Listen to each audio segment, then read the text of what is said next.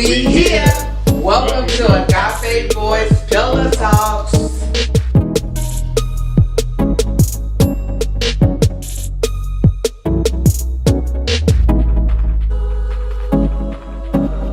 Welcome to Agape Boys Pillow Talks tonight on iHeartRadio. I have a special guest. We're gonna laugh tonight. I titled it "It's Time to Laugh Again." I believe that we've been through so much in 2020, and today we're gonna bring some laughter because we do believe that laughter is like medicine. It is wonderful medicine. Welcome, Tara Brown, to the show, y'all. She is not at all unfamiliar with being on the radio and being on stages and going across state to state in the world, sharing her talent. So I'm just so blessed and I'm so honored that you chose to email me. I did. You guys, Facebook Live, I put out a little shout out a couple of weeks ago, maybe a month ago. It was just something in my heart. I was like, I want to create some more dialogue. I want to be more diverse. I want to be able to reach different people. And I believe that we can reach people when we laugh. Yes, we have things in common through laughter. So thank you for reaching out. You were so on it. And shout out to Lisa. Santiago. That I know it, girl. I just couldn't get it. I couldn't get it. It was a little tongue twister there. Her and Brian, what's up? Yes, they're awesome. They're such a great couple. Just so empowering and lifting everybody up. And what happened is she had tagged me in your post.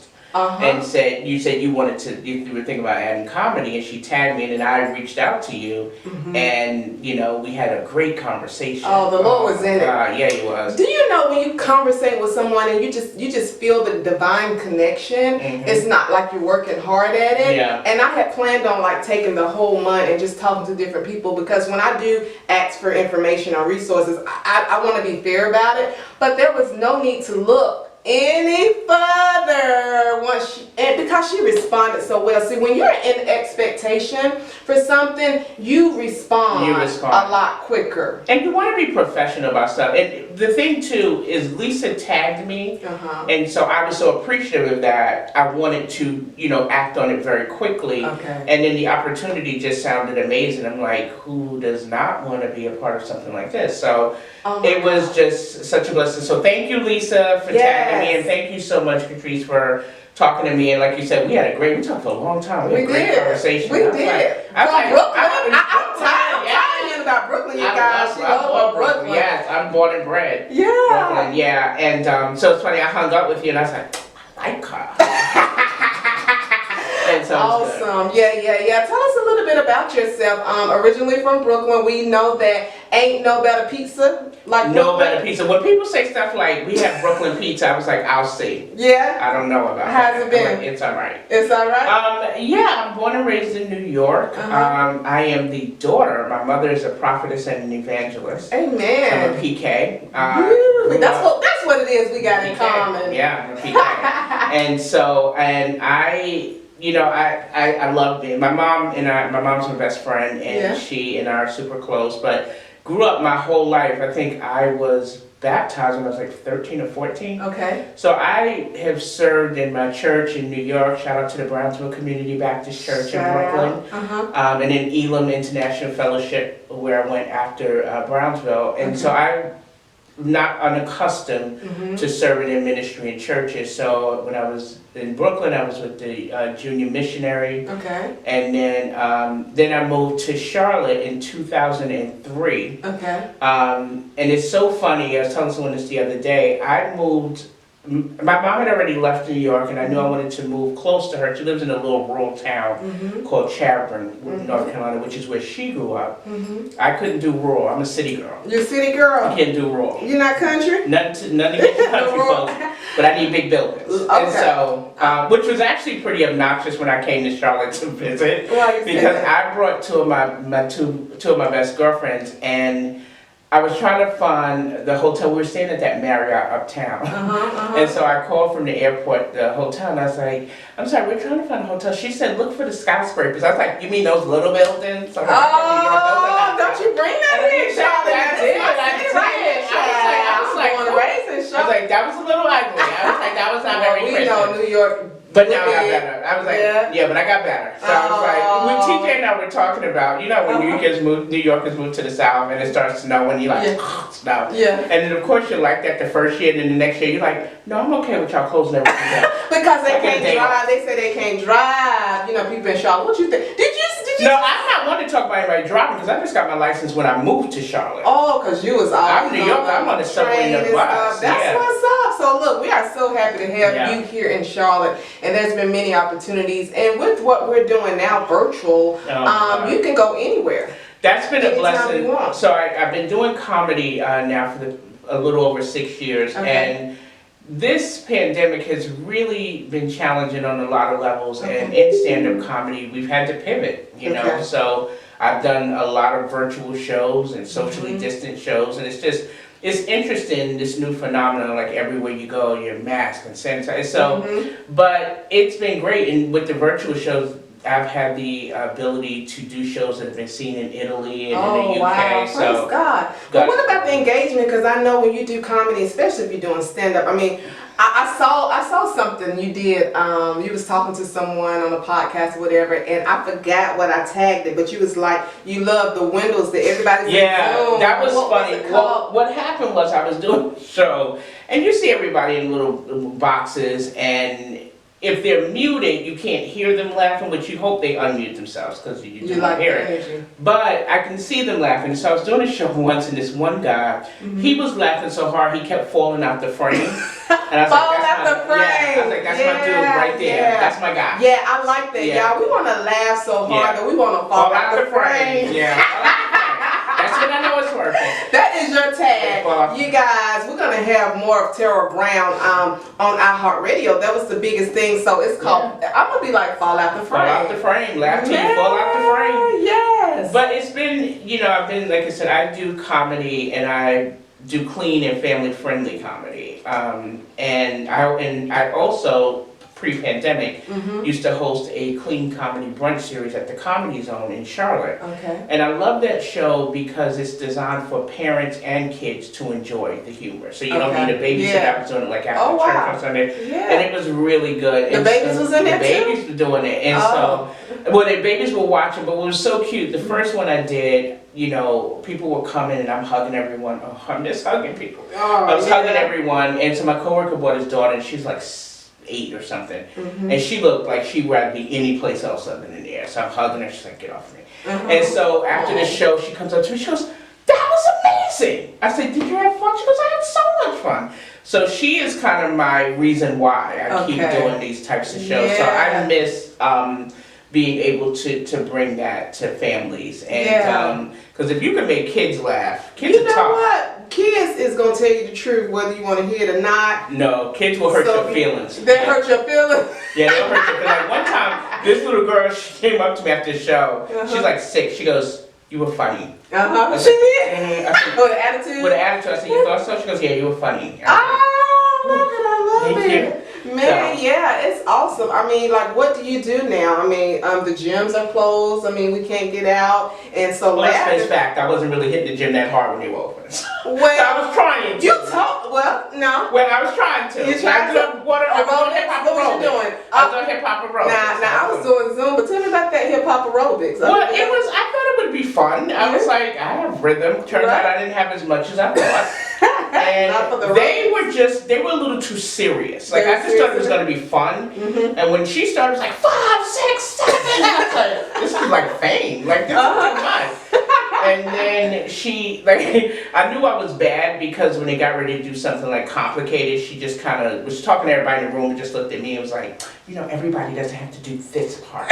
Focused on you. Yeah. Now you know when the teacher like looked directly at you, you got it. She was wrong for that. Yeah. That wasn't right at all. She wasn't right. So I go to Zumba, and us big girls, we like to stand in the back. Yeah, but you can move it though. You know, I like to stand in the back because I tell you, when you get off count, because all them people in the front, them front people out there to be going to play, be showing out. Yeah, that's what I said, just be showing out. But you know what the secret is? Consistency. That you're absolutely You gotta right. keep You gotta going. keep doing it. Because I'm gonna be honest with you, I tried yoga a few times, and I was like, hot yoga. I did hot yoga. Girl, do you know the really? difference? I don't like hot. I don't like it being hot when I'm not doing yoga. You can look somewhere to make it hot. Somebody invited me. Yes, I was like, you need to do something new sometimes. I think that's good. I know. When I went to yoga, I actually enjoyed it. You know, they say they talk so softly. You can use the blocks to bring the floor to you. Yes. I was like, I'm gonna need a lot of blocks. And so they brought me a lot of blocks, and I liked it. I actually liked it. But it's always cute, like I said, when you walk in a yoga studio and you're a little thicker. They're like, so cute. I just don't want to die. No, but it was good. I've noticed the difference. I need to go back into it. But you're right. It's all about consistency. Yeah. And the more you do, you can perfect it, and we can stay up with them. Come on, Tara. I want to challenge you. I'm not doing that hot yoga. I'll go to yoga. I ain't doing hot. Oh, well, I want to challenge you again to aerobics again. I'll do aerobics again, but I'm just saying I sweat hard if I get up too fast. On video? Yeah, because it's virtual now. I don't know who's open or who's not, so we have to do video. But the gym's being open, so I remember LA Fitness, and then when they opened back up, because it was fine when they were closed, you're like, well, I can't go to the gym. The governor said I can't go. Right, what you want me to do? Exactly. Meanwhile, I can walk, right? But when they opened back up, I was like, uh-oh. It's time. I'm like, showtime. I'm going to need to put that membership on hold. I just don't feel safe right now. It's still COVID. I don't feel safe. Right. So they were like, man, would you like us to delay it for 3 months? Like, 3 months. Let's do that. I'm going to call them back in the let you last finish. Third month. Yeah. But that's what, in COVID-19, that's been an excuse for everything, though. Like, we can't do that. We can't go outside. But the devil is a lie. We can walk. Yeah, we can do that. Yeah, we can. I mean, I walk. I have no excuse not to walk. I saw you up on Crowders. Was that your picture? Yeah. Now, I have shout out to T. What's up, Misha? So we used to do Crowders 2 times a week, kind of. Once. Yeah, like for real? I'm gonna do it again. Okay, here's spoiler alert. You know why I was on Crowders? Why? Because I was filming a movie. This is what happened. I had taken a picture. I was outside, and I had taken a picture in nature, and he texted me. He goes, "Hey, I'm filming this movie based on the Enneagrams. You know the Enneagrams? No, I don't. Okay, it's personality types. Okay. And he goes, and looking at you out there, I had a thought we could do Crowder's Mountain. I was like, I wasn't on a mountain. I was on flat surface. How'd you get a mountain out of what I was doing? Yeah. But anyway, so we filmed the movie on Crowder's Mountain, and I was like, that was tough. I don't know. Yeah. Where are you Crowder's Mountain people? Yeah. That was, you do that twice a what? But you gotta, it's consistent. Yeah, And I had on the wrong shoes. You do need to have the right gear. I twisted my ankle 6 times and almost fell. That wasn't good. I ain't going back. Like that. Yeah, I see why. They were like, the mountain, you gotta keep going. I said, I can see it. Yeah. It was beautiful though on top. When I finally got on top and just saw it, and I had to keep going because sometimes the weather wasn't the best or whatever, but yeah. I can just do pictures of mountains. I'm okay. Yeah, you okay? So listen, on YouTube, we want you to connect with Tara Brown. She has some videos there. Let them know how to connect with you. Yes, please, YouTube. I am at Tara Brown Comedy on YouTube. I have some videos of my stand-up there, or a full set even.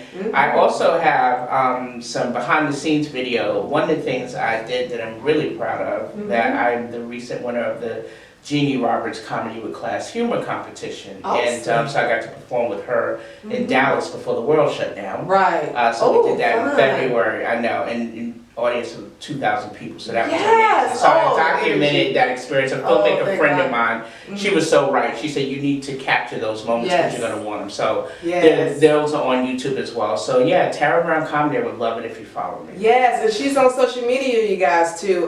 Tara Brown Comedy. Yeah, I really do enjoy it. See, I'm getting older, so I have to remember it all. Tara Brown Comedy, everything. Everything, Instagram. TaraBrownComedy.com. Tara Brown Comedy Instagram. Tara Brown Comedy YouTube. Yeah, that's the easiest way to do it. It is. Yeah, because I'm getting really, I'm learning that. Consistency.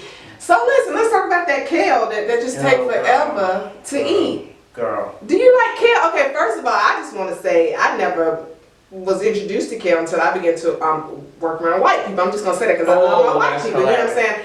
I have a lot of clients, friends, sisters that are white, right? Hey y'all. Hey y'all. Hey family. So kale, like now my husband on the other end, he's very healthy and he understands all those things, but I only knew broccoli, peas, and greens. You know what I've come to love in my old age are Brussels sprouts. Okay. With the hot sauce? No, so I ain't do hot sauce. With bacon though. It's With probably bacon? not good. Oh, no, that's good. I'm probably liking it the way you should like them, but I've taken now. That made me think about I tried some with bacon and it was sweet. I'm gonna tell you something. I saw a recipe yesterday for the holidays that are Brussels sprouts, bacon, pecans, and cranberries. Oh! Happy holidays. That's all I'm saying. Happy holidays. Y'all catch that with cranberries. Okay, but back to kale. So here's the thing. I just thought we were talking about the whole working out thing, and it was like, let me balance this out and try to eat right. So I see people eating kale, so I thought that's what you do. Yeah. So I tried to do it, and I really did. And I bought a kale and apple salad, and it was actually pretty good. Okay. The challenge came as I started chewing the salad at like 7:30, and like 8:15 I was still on that first bite of kale. And I was like, kale wasn't for me. It could. Yeah. You never did. I never took to get it down. It's not like mustard greens and collard greens. It goes down. Mustard greens and collard greens are quick. I agree. Because they're swimming in pork. They shouldn't be, but It happens. It happens. Yeah. Yeah, you guys. Yeah. So I'm thinking, iHeartRadio, just some small conversations like this. What y'all think? I mean, like, what do we need? Like, we have to serve each other. It's a way of serving because your gift, your talent is not for you. So I know you don't want you're busy, but you can't just laugh. You gotta, my mother once told me, my mom is a prophetess and an evangelist. Shout out to Margaret Frank, my baby, my mama. Aww. She once said to me that the Lord told her that if I honored God in my comedy, God would honor my comedy. Yes. And that has proven to be true because God has opened some amazing doors for me with comedy, and I'm so grateful. Yes. And my prevailing scripture with this is, God says your gift will make room for you. Yes. So God has allowed this gift to make room for me, and I want to honor it. Yes. The thing about laughter, which is amazing, is you never really get what people need. One time I did a show, and afterwards a girl came up to me and she goes, "Listen, I started not to even come here tonight. My father had just died, but this is the first time I laughed in like a week." And I'm like, wow. That's how, to be able to, that God gives you a gift that you can do that, it's just, there's no better feeling in the world. And so I think, listen, life is hard, and I always tell people, everyone's walking into a room with stuff. You know what I mean? Like, we all have stuff. We put on this face, we go about our business, but we have our stuff. If I can spend time with you and I can make you laugh and make you forget about those things for a little while, then that feels worth it. Yes. So I'm grateful. I'm very grateful that I get to do this. So I would love to have comedy conversations with people. Comedy conversations. Look at what we just did. Look what we did. Yeah, we just did it. We just did it. Just talking about life, in general. And we didn't stage any of this at all. Although I did view a little bit of her sets or whatever. But look, tell the audience anything that you want them to know, how to connect. I mean, they obviously cannot ask you to come, but maybe virtual. What are you guys doing? Club owners, different things like that. Well, I tell you what, as we know, 2020 has been a really challenging time, but I'm about to embark on a couple of tours in 2021. The Being Single is Tough tour. Ooh. Single folks, am I right? Being single is tough. Love it. And then I'm going out on tour with another comedian named Debbie Childers on the Sisters from Another Mister tour. Oh, so we're gearing up for that. So if you go to TaraBrownComedy.com, told you it's all Tara Brown Comedy. TaraBrownComedy.com, I have a newsletter there where people can sign up, and you'll have information about the tour, and then I'm starting this new newsletter, which will be fun. So I'm just, like I said, I'm thanking God for all the doors He's opened and trying to maximize every opportunity as best I can. Yeah, so family, make sure you go to TaraBrown.com. TaraBrownComedy.com. TaraBrownComedy.com. And just get everything you need from her. Yes, and thank you so much for having me. And thank you, I want to say this. A lot of times you can pour out to people and sometimes you don't get what you need. So I want to say to you, I thank you for embracing me from the first moment we talked, and just, I thank God that He connected us the way He did, and how He used Lisa to be that vessel.